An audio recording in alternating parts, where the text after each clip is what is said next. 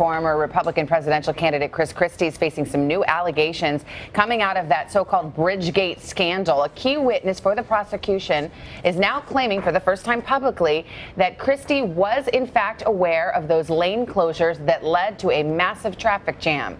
NBC's Stephanie Gosk is in Fort Lee, New Jersey with the latest on this. Hi, Steph. Good morning.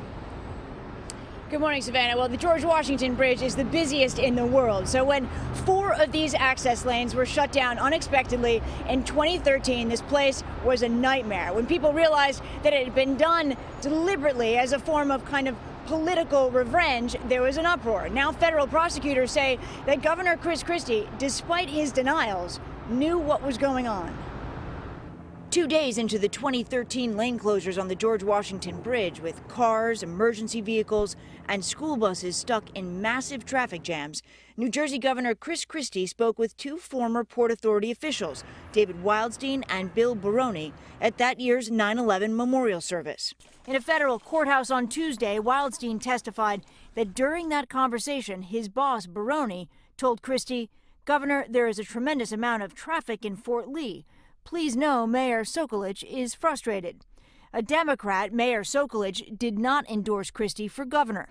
According to the testimony, the governor sarcastically replied, using Wildstein's online pen name, "Well, I'm sure Mr. Edge would not be involved in anything political." Governor Christie has repeatedly denied any involvement or knowledge in what would soon be called Bridgegate.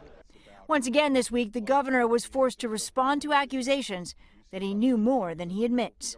Christie has not been charged with a crime. I had no role in authorizing it. I had no knowledge of it. And there has been no evidence ever put forward that I did. Wildstein pleaded guilty to his involvement and is now the prosecution's chief witness in its case against Baroni and Christie's former deputy chief of staff, Bridget Ann Kelly. Both are fighting the allegations. Bridgegate dogged Christie throughout his presidential campaign, becoming fodder for his then opponents. He knew about it. He knew about it. He totally knew about it. Now, one of Trump's surrogates, the scandal that some say undermined Christie's hopes to be president, is still far from over.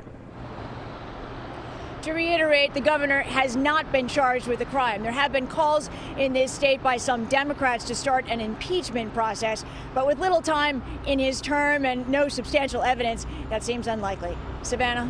All right, Stephanie Goss, thank you. Hello, Today fans. Thanks for checking out our YouTube channel. Subscribe by clicking that button down there and click on any of the videos over here to watch the latest interviews, show highlights, and digital exclusives.